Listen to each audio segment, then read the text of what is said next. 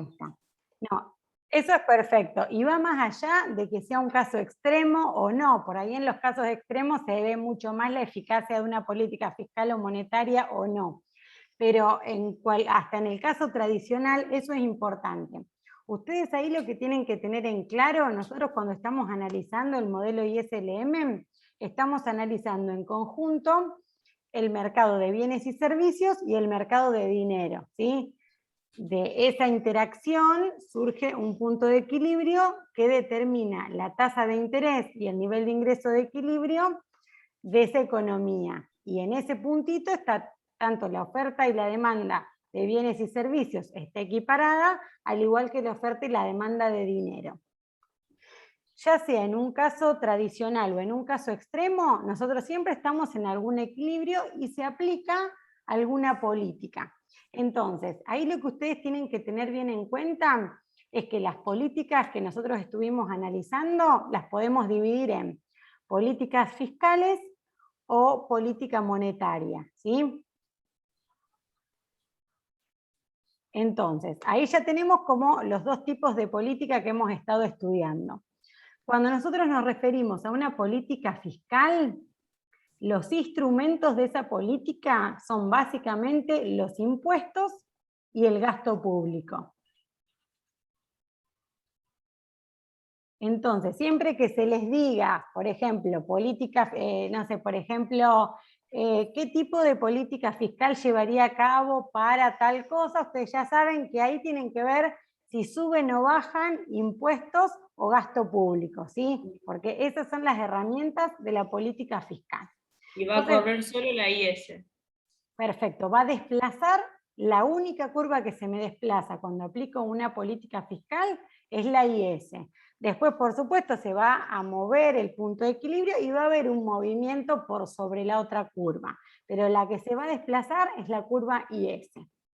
Entonces, la política fiscal que se puede aplicar puede ser una política fiscal de tipo expansiva o una política fiscal de tipo contractiva o restrictiva.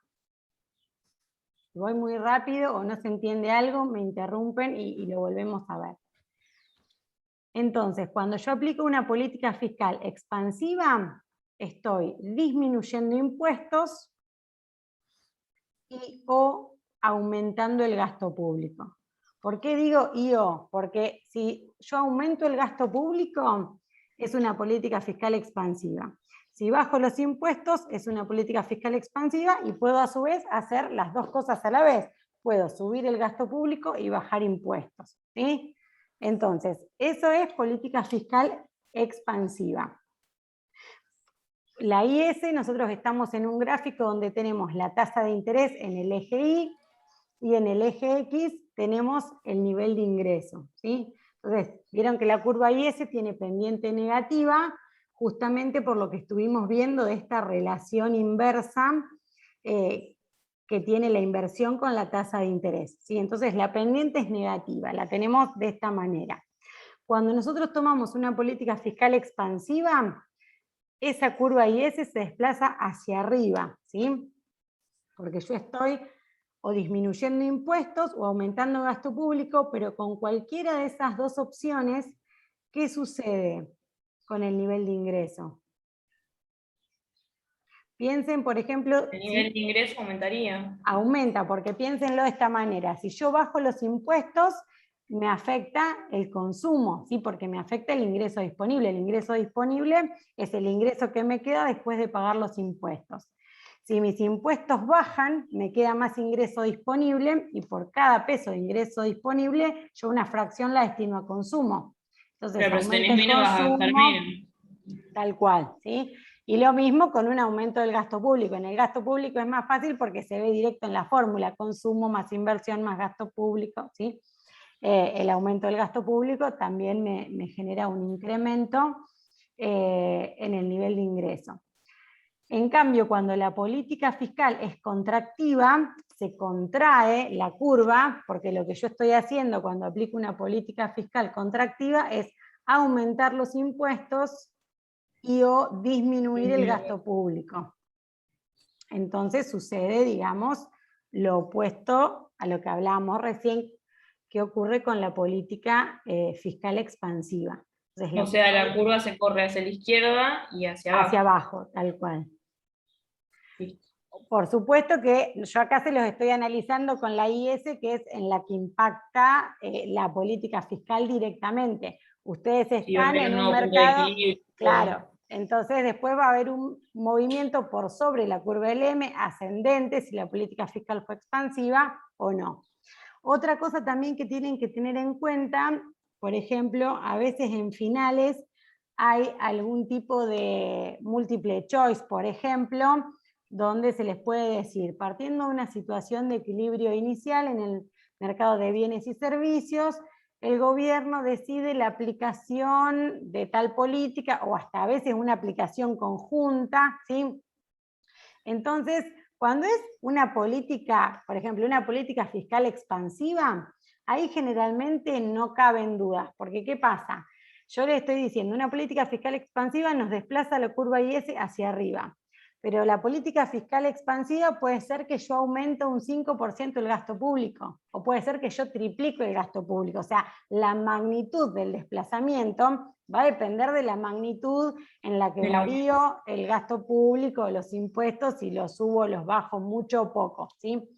Pero siempre que sea, por ejemplo, si estoy analizando en una situación tradicional la política fiscal expansiva, gráficamente ustedes ven que claramente qué pasa con el nivel de ingreso, sube, siempre sube. Podrá subir un poco más o podrá subir un poco menos, ¿sí? Pero está claro que sube. Pero a veces ustedes pueden tener el caso que se les da que hay una aplicación conjunta de dos políticas. Entonces, por ahí en las opciones ustedes tienen el ingreso de equilibrio, sube, baja, permanece constante, cualquiera. Entonces, claro, hay veces que depende cuáles políticas combinen en el ejercicio, depende la magnitud del desplazamiento, puede ser que el ingreso suba, baje o se mantenga igual, ¿sí? Entonces ahí tendrían que analizar bien, la dibujan de cualquier forma y después prueban subiendo un poco más o un poco menos si no les cambia, digamos, lo que sucede, ¿sí? Eso es cuando son políticas conjuntas, si no es como que siempre es, no sé, en este caso, política fiscal expansiva sin combinación, siempre les va a aumentar el ingreso de equilibrio. Bueno, entonces eso con la política fiscal expansiva y la restrictiva. Pero la otra política también que estuvimos analizando es la política monetaria. La herramienta de la política monetaria es la oferta monetaria, ¿sí? Las monedas y billetes, digamos, que hay en circulación en una economía. Entonces, cuando yo aplico una política monetaria, lo que voy a decidir es si aumento la oferta monetaria, si aumento las monedas y billetes que están en circulación en la economía, o contraigo, digamos, esa cantidad. Cuando yo aumento la oferta monetaria, estamos ante una política monetaria expansiva. O sea que vieron en el gráfico del mercado de dinero que era una línea vertical porque era en determinado momento una determinada cantidad de monedas y billetes. Una política fiscal expansiva traslada hacia la derecha esa curva de oferta, porque si había 100 millones de pesos, ahora va a haber 150, ¿sí? Y eso me va a provocar un desplazamiento. Ahora, con una política monetaria, la IS no se va a desplazar, ¿sí? Pero la que sí se me va a desplazar es la curva LM. La curva LM tiene pendiente positiva, ¿sí? A diferencia de la IS. Entonces, cuando yo aplico una política monetaria expansiva que aumento la oferta monetaria, la curva LM se va a desplazar hacia la derecha. Y fíjense que ¿qué me va a provocar en la tasa de interés? Un aumento de la oferta monetaria.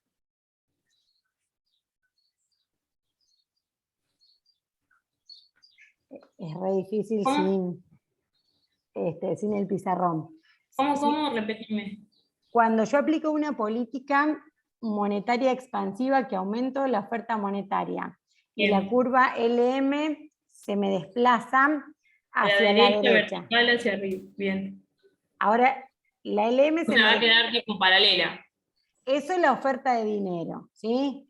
Porque se acuerdan que nosotros derivábamos la curva LM del mercado de dinero, donde teníamos una oferta monetaria vertical y una demanda monetaria que dependía del nivel de ingreso y de la tasa de interés. Entonces yo aumento esa oferta monetaria, pero eso me repercute en el gráfico donde yo tengo a la IS y a la LM, ¿sí? Yo tengo la IS, tengo la LM, y en este caso la LM se me va a desplazar hacia la derecha. Entonces, ¿qué va a ocurrir con la tasa de interés? Baja. Baja, ¿sí? Pero la curva IS iría como así. O sea, claro, la curva IS es pendiente negativa, en realidad la curva Negativa, por IS eso así. no Entonces, se si vos la mueve. trasladás cada vez más allá, va a ir más abajo. Claro. Entonces, Bien. va a haber un movimiento por sobre la curva IS hasta el nuevo punto de equilibrio, pero claramente una política monetaria expansiva reduce la tasa de interés, que se acuerdan que yo les había dicho, entre comillas, que esa tasa de interés era como el precio del dinero, ¿sí? Entonces, si yo pongo mucha oferta, o sea, muchas monedas y billetes más a circulares, como que pierde un poco de valor, ¿sí? Y cuando yo aplico una política monetaria contractiva o restrictiva, lo que hago es lo contrario, ¿sí? Saco monedas y billetes de circulación, que ahora en un ratito con esto de dinero vamos a ver cómo se hace eso. Entonces, la oferta monetaria se contrae, se desplaza hacia la izquierda Y sube la y, tasa. claro, la LM se desplaza hacia arriba y la tasa va a aumentar, la tasa de interés. Bien. Entonces, básicamente ustedes lo que tienen que tener en claro son esas dos políticas, los instrumentos que tiene cada una, cuando es contractiva, cuando es expansiva. Y por supuesto, después puede haber una combinación, se pueden desplazar las dos, porque se les puede decir, el gobierno ha decidido llevar adelante una política fiscal expansiva y conjuntamente también una política monetaria expansiva, ¿sí? Entonces, ahí se desplazan las dos y va a haber un nuevo punto de equilibrio donde veremos si sube o baja tasa de interés y nivel de ingreso. Y con respecto, por ahí lo que podemos decir es, aplique una política, ¿qué política fiscal aplicaría si lo que desea es estimular el consumo, por ejemplo? No sé. Entonces ahí pueden decir bajar los impuestos o aumentar el gasto público, o sea, pueden ir viendo, o si no les aclara, pueden elegir Cualquiera de los dos. cualquiera, claro. Sí Subir una, tienen, bajar la otra. claro, por ahí se las puede dar directo a la política, o si ustedes tienen para lograr tal cosa, ahí tienen que analizar si les conviene que sea expansiva, contractiva, no sé. ¿Quiere lograr tal objetivo? No sé, por ejemplo, les digo, el gobierno a través de una política monetaria que está evaluando quiere alentar las inversiones productivas en la economía. ¿Qué política llevaría a cabo al gráfico y diga, bueno, entonces ahí ustedes, ¿qué saben? Que ustedes tienen que bajar la tasa de interés para que suba la inversión, ¿sí? Porque a menor tasa de interés, mayor inversión. Y para Entonces bajar subir la la tasa, monetaria. claro, entonces hacen una política monetaria expansiva. Creo que por Bien. ahí venía la pregunta cuando por ahí tuvieran que Sí. pensar un poco por ese lado, ¿sí? Entonces ustedes teniendo bien en claro esa estructura que yo les decía, política fiscal, expansiva, restrictiva, qué instrumentos, si suben o si bajan o cómo se combinan, y lo mismo con la monetaria. Y después Bien, tengan en cuenta lo que yo les decía recién de la magnitud, porque a veces cuando se aplican en conjunto, siempre y cuando sea un choice que les diga siempre baja, siempre sube, ¿sí? Entonces, porque si no, cada uno puede hacer el resultado y alguno le dio que subió, que bajaba, porque por ahí es un desplazamiento más grande o más chico y va a estar bien en cualquiera de los casos, porque no se especificaba la magnitud. Pero a veces si es un choice, capaz que hacen el dibujito y les da que subía. Pero si las variaban la magnitud, por ahí les daba o que permanecía igual o que bajaba. En ese aspecto, como para tener bien en cuenta eso y no errarle. bien, profe, gracias. No, de nada. ¿Alguna otra consulta? Si quieren, ¿por qué tema van ustedes ahora en práctica? En práctica, justo vimos la práctica de esto, de IS y LM. Por eso me surgió la duda primero. Bárbaro, bárbaro. O sea que vamos bien, porque como justo con parcial recuperatorio se hizo más lío, bárbaro. Y ya la semana que viene ven el práctico de dinero. De dinero, sí. Bárbaro. Bueno, no sé si alguien más quiere hacer algún comentario o alguna consulta de algún tema anterior. Bueno, dinero es un tema lindo, o sea, no presenta por ahí, bueno, demasiada dificultad. Este tema está bastante conciso y bien desarrollado en el libro de Mochon y Becker, que si bien es de introducción a la economía, pero está bueno. Bueno, también tienen el capítulo de Dormus y Fisher, y yo les voy a subir una fichita que está súper completa, que la hizo el profesor Carlos Alguero, donde ahí van a tener por ahí un poquito más en profundidad lo que vamos a ver en la clase de hoy. Por ahí vienen las definiciones y demás. Y bueno, cualquier cosa me avisan y si quieren subimos alguna cosa más, pero yo creo que con eso van a andar bien. Bueno, casi que lo armé en base a los puntos del programa. Un puntito de esta bolilla habla de funciones, orígenes y definiciones de dinero. Bueno, básicamente la definición de dinero es un medio de pago o de cambio generalmente aceptado en una economía, ¿sí?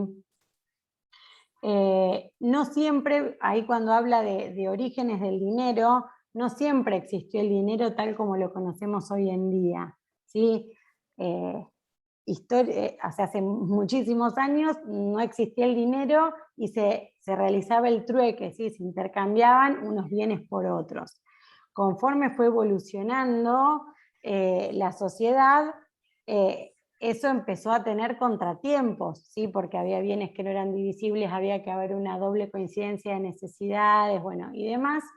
Entonces empezaron a surgir otros mecanismos de pago, ¿sí? Se usaban sal, piedras preciosas, después, bueno, surgió el tema del oro, surgieron los orfebres, entonces ya después la gente no hacía las transacciones con los lingotitos de oro, sino que los orfebres eran como depositarios de esas tenencias de oro y emitían como unos certificados que acreditaban la tenencia de ese metal. Entonces ya después la gente, ahí surgió como la primera noción de dinero papel, ¿sí?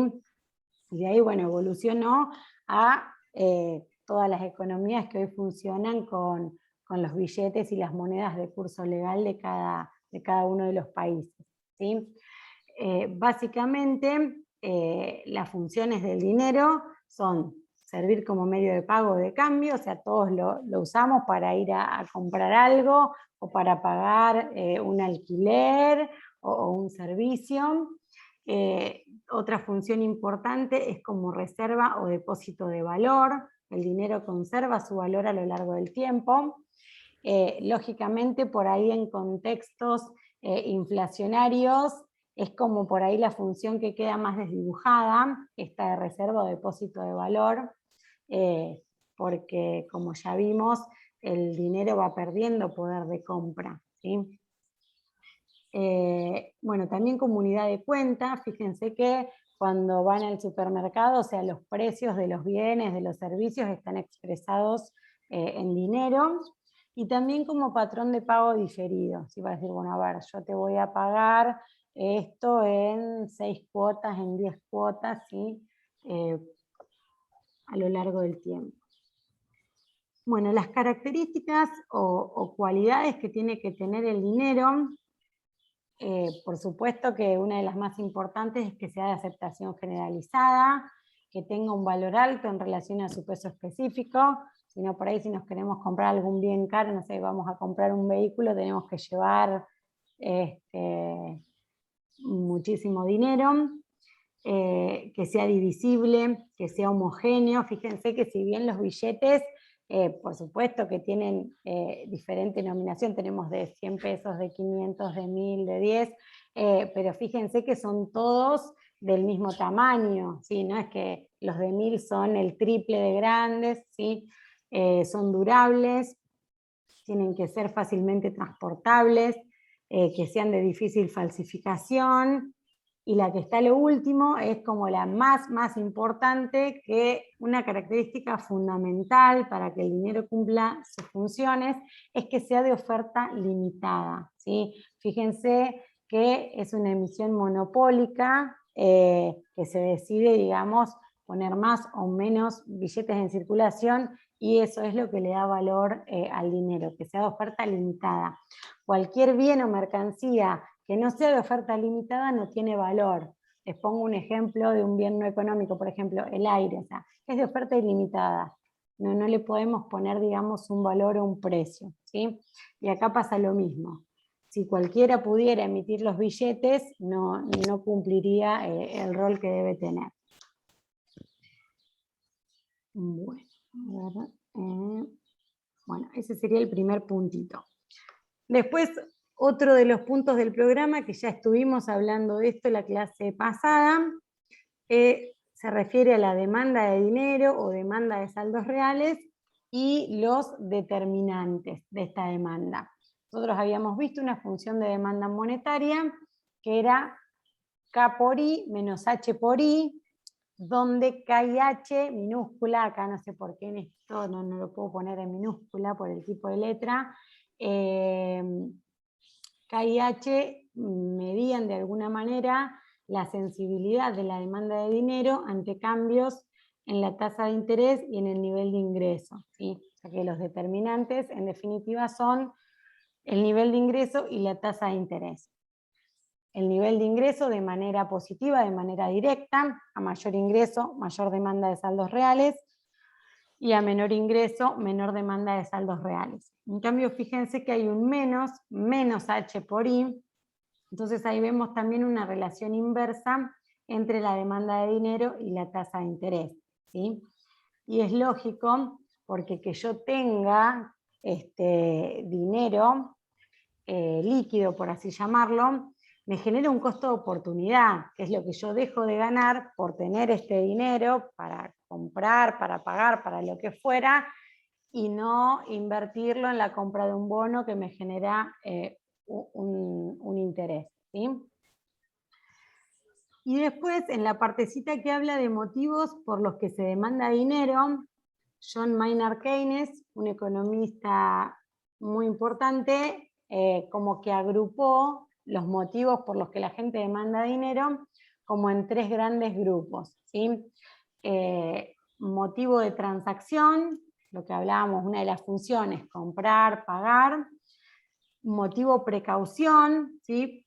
Porque yo, por ejemplo, no sé, me pagan 50.000 pesos y yo sé que para mis compras necesito 35.000, pero igual me quedo con todo porque me puede surgir algún imprevisto, algún contratiempo, se me rompe el auto, alguna cosa y puedo necesitar algo más, ¿sí?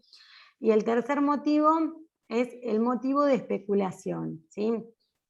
Que tiene que ver por ahí con la incertidumbre respecto del valor de otros activos.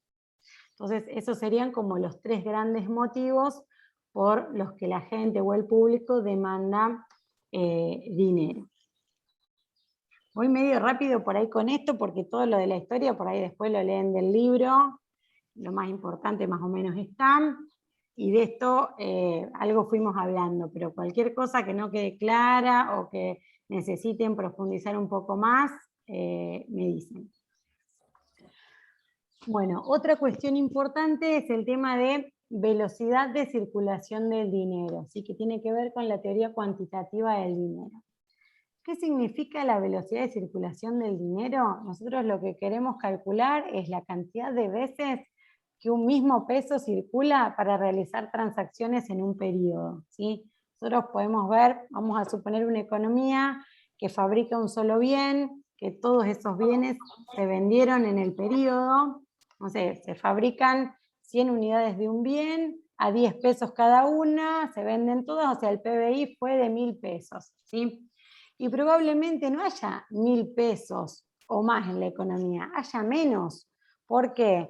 Porque yo compré uno de esos bienes, con esa plata otro compró otra cosa o pagó. Entonces, con el mismo billete se realizaron varias transacciones en el periodo. Entonces, eso es lo que yo quiero medir cuando calculo esta velocidad de circulación. Entonces, si la velocidad de circulación me da igual a 20, yo sé que cada peso circula 20 veces en esa economía en el periodo que estoy analizando. Y bueno, bueno, justo era el ejemplo que había puesto, era 20, pero fue casualidad, no me acordaba. Bueno, tienen un ejercicio de teoría cuantitativa. Bueno, les explico un poco más o menos lo que significan estas letras que ven acá, M por B, I por P, ¿sí? Bueno, esta B justamente es esa velocidad de circulación que hablábamos recién. Esta M es la cantidad de dinero, o sea, la cantidad de monedas y billetes que hay en la economía en este momento determinado. Y después yo acá tengo I por P. Vieron que yo puedo calcular el producto o el ingreso de diferentes métodos. Sería, digamos, el ingreso o el producto por el nivel general de precios. ¿Sí? Sería como un P por Q, por así decirlo. Entonces, ustedes van a tener datos, por ejemplo, no sé, el PBI es de tanto. Entonces ya tienen el I por P. Y después si tienen la cantidad de dinero, despejan la velocidad de circulación, o sea, tienen que fijarse cuál es la incógnita.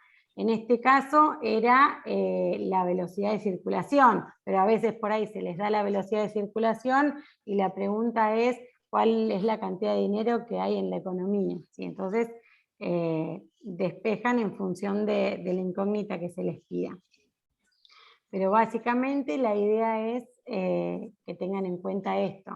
Fíjense que acá el PBI es de, acá tenemos, bueno, acá tendríamos 1000 que sería I por 100 y este dividido 5000 sería esta M que multiplica que pasa dividiendo. ¿Sí? Entonces fíjense que en definitiva el PBI en esta economía es de 10.000 pesos. ¿Sí? Y hay solamente 5.000 pesos en monedas y billetes. Lo que sucede es que cada uno de esos billetes circula 20 veces en la economía. Se usa en diferentes transacciones. Y después acá también, acá por ahí les puede decir, se va a aumentar M a 7.000, en cuanto afecta, bueno, y después ahí van despejando y van respondiendo. Pero básicamente esa es la idea. Y creo que 1 o 2 ejercicios en la guía de teoría cuantitativa tienen. Bueno, otra cosa importante es las diferentes definiciones. Profe, Sí. perdón, ¿por qué el ingreso por el nivel de precio es igual al PBI? En realidad acá está medio I por P y depende, en la bibliografía por ahí lo encuentran con otra letra, pero en realidad sería básicamente precio por cantidad, ¿sí? I por P, ¿sí? Sería el producto o el ingreso por el nivel de precios, ¿sí? Es más, creo que en el ejercicio que tienen en la guía no les da separado, ya les dice, por ejemplo, el PBI es de 10.000 pesos. O sea, ya les da, digamos, todo este número. Entonces, a todo eso lo dividen en este caso por M para sacar B o por B si lo que necesitan sacar es M. Y por ahí a veces se les complica un poco con las letras, es más, incluso en el ejercicio como les da el PBI, es como que no tienen I, no tienen P y como que no saben dónde ubicarlo, ¿sí? Pero por ahí para que les quede más claro, o sea, interprétenlo como que fueran las cantidades de los diferentes bienes que realizan transacciones en el año que estamos analizando. Por ejemplo, yo les decía el ejemplo, se fabrica un solo bien en la economía y se vende por completo, ¿sí? Entonces son 1000 unidades a 100 pesos. Son 10.000 pesos de PBI, que sería estos 1000 por 10. Bueno, y acá dividimos por los 5000 de M para sacar la velocidad de circulación. No sé si quedó claro. Sí, gracias. Bueno, y les decía que de oferta monetaria tenemos diferentes definiciones, ¿sí? Básicamente, oferta monetaria son las monedas y billetes en poder de la gente, más los depósitos a la vista. Eso sería el M1, ¿sí? M1, M2, M3 se ordenan desde mayor liquidez a menor liquidez. Entonces, en M1 yo tendría las monedas y billetes más el monto de los depósitos a la vista, por ejemplo, de lo que yo tenga depositado en mi cuenta corriente bancaria, ¿sí? Cuando paso a M2, M2 incluye todo lo que tengo en M1, o sea que incluye monedas y billetes, más depósitos a la vista, pero ya acá incluye también depósitos a plazo, por ejemplo, los depósitos en cajas de ahorro. M3 incluye todo lo de M2, o sea que incluye monedas y billetes, depósitos a la vista, depósitos a plazo, más los depósitos a plazo fijo, ¿sí? O sea que M1 es menor que M2, es menor que M3, pero M1 es más líquida que M2 y M2 es más líquida que M3, ¿sí?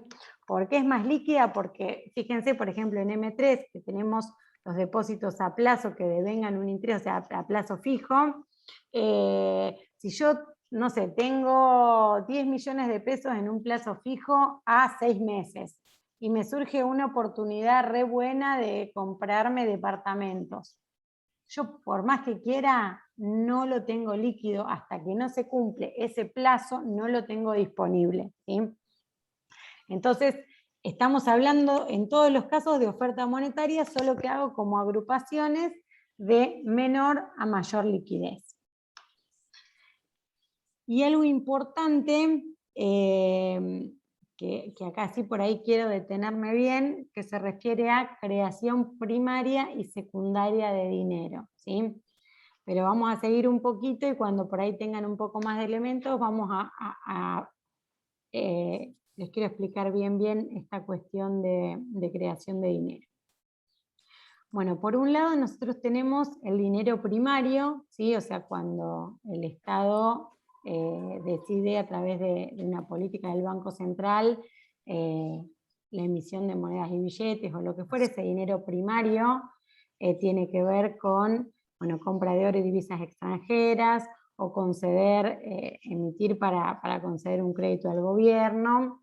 Y el tercero, que es de otorgar préstamos y redescuentos a los bancos comerciales, es como una misión de última instancia, ¿sí? Si por algún motivo transitoriamente y por un breve periodo de tiempo los bancos comerciales necesitan liquidez, ahí se interviene, pero digamos no es el objetivo ni la función, ¿sí? Pero podría llegar a haber emisión para otorgar préstamos y redescuentos a los bancos. Pero también tenemos, digamos, dinero secundario, ¿sí? Que ya no es emisión de nuevas monedas y billetes por el motivo que sea, sino que este dinero secundario no es dinero nuevo, ¿sí? Pero este tipo de creación de dinero surge por la intermediación de las entidades financieras, básicamente de los bancos comerciales. Y pasa algo parecido a lo que veíamos recién con velocidad de circulación. Si yo tengo 1 millón de pesos y lo deposito en el banco, ¿sí? Una de las funciones más importantes de los bancos comerciales, o sea, los bancos comerciales son empresas que quieren ganar plata. Uno de los mayores ingresos que genera un banco es por el spread entre tasa activa y tasa pasiva, o sea, la tasa a la que el banco recibe, o sea, la tasa que paga un banco por un depósito y la tasa que cobra por alguien que requiere esos fondos y tiene que pagar. Si ustedes van al banco y quieren hacer un plazo fijo, les va a pagar una determinada tasa, ¿sí? El 37% anual. Pero si ustedes van a sacar un préstamo a ese mismo banco, ¿qué les parece? ¿Que la tasa que les va a cobrar por el préstamo va a ser más grande o más chica que el 37%?